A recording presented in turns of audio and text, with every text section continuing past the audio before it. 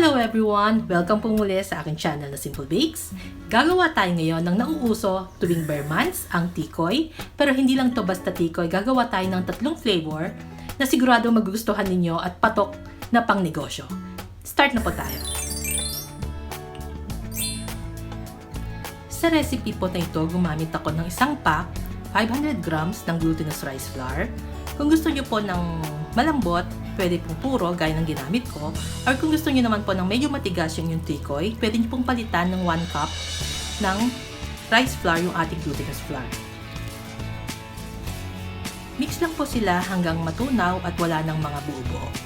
Pwede rin po nyo itong salain para talagang maging smooth yung ating texture.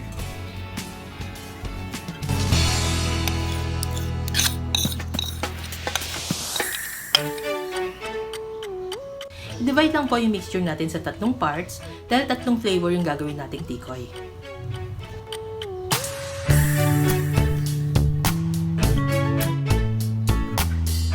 Sa unang flavor, gagamit tayo ng pandan extract.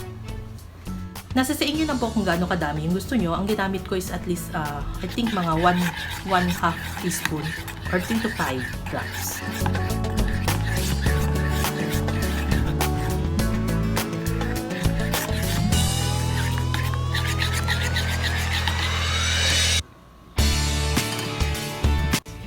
Susunod po, gumamit tayo ng ube extract.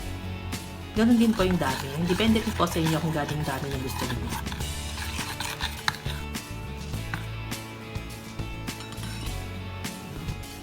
At para naman po sa last mixture, gagamit tayo ng grated cheese. Ang ginamit ko po dito yung queso na brand.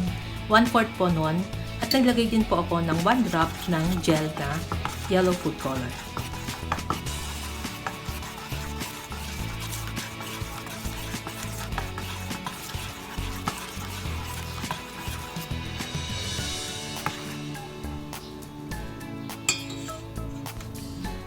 Kapag na-prepare na po natin lahat ng mixture, brush na po natin yung ating llanera. Ang ginamit ko po ay small size na llanera. Brush lang po natin siya ng oil. Make sure lang po na na-brush natin lahat ng sides at saka yung bottom. Wala na po tayong naibang hindi na lagyan ng oil para po hindi dumikit yung ating tikoy. At kapag napahiran na po natin yung ating mga llanera ng mantika, pwede na po tayong magsalin ng ating mixture. Gumamit po ako ng 1/3 cup. Pwede rin po ang 1/4 cup na measuring cup na gamitin ninyo kung gusto nyo ng mas manipis na tikoy. Kung mapapansin niyo po, hindi ko nilagay yung cheese mixture sa pinakailalim dahil didikit po yung cheese, kaya ilagay lang po natin siya sa gitna or sa ibabaw. At steam lang po ito ng 10 to 15 minutes. At pagkatapos po nito, ilagay na natin yung ating second layer.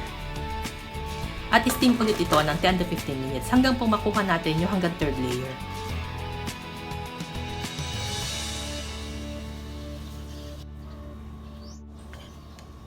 Meron din po akong ibang version ng tikoy. Ilalagay ko po lahat sa description box.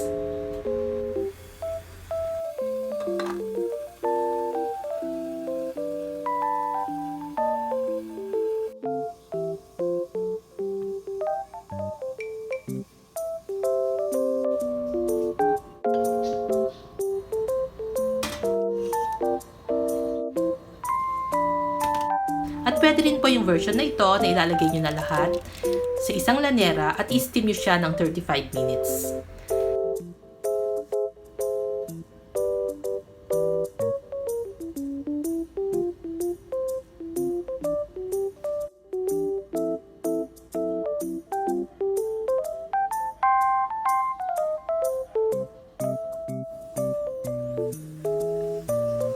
I-brush lang po ng oil yung gagamit nating kutsilyo para malusian yung ating tikoy.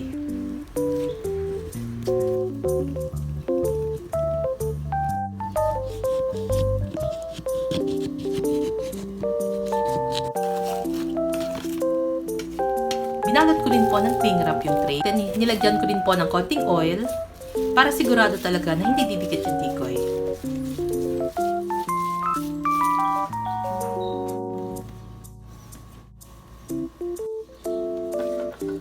At ready na yung ating homemade tikoy na pwedeng pagkakitaan kahit nasa bahay lang. Masarap po ito, malambot siya, at talaga namang malasa siya. Sigurado magugustuhan to na mabibili sa inyo. Kung gusto nyo po ito ibenta, mas maganda po kung balutan nyo siya ng cling wrap para mas ma-preserve natin yung kanyang lambot at saka hindi siya madumihan.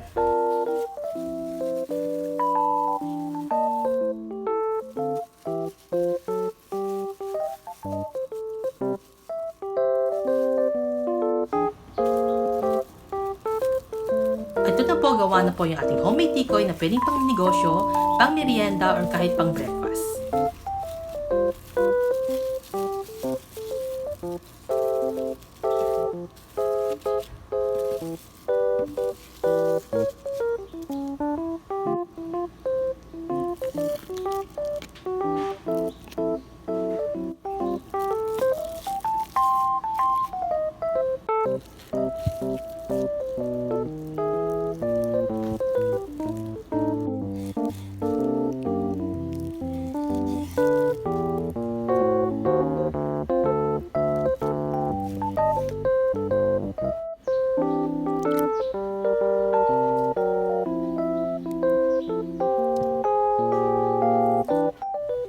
Para po sa complete recipe at costing, meron po akong ginawa sa dulo ng video na to. Kung gusto niyo po itong gamitin pang negosyo, ang nagawa ko po ay 5 llanera na pwede niyong gamitin basihan para sa inyong pagninegosyo.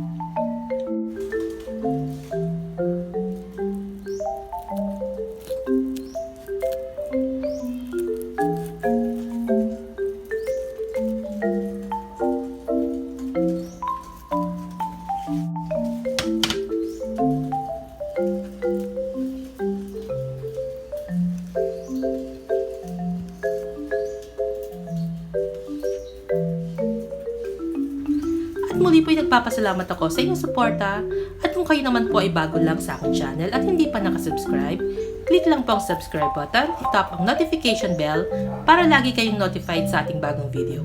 Salamat pong muli, happy cooking, happy eating, and see you on my next video. Bye po!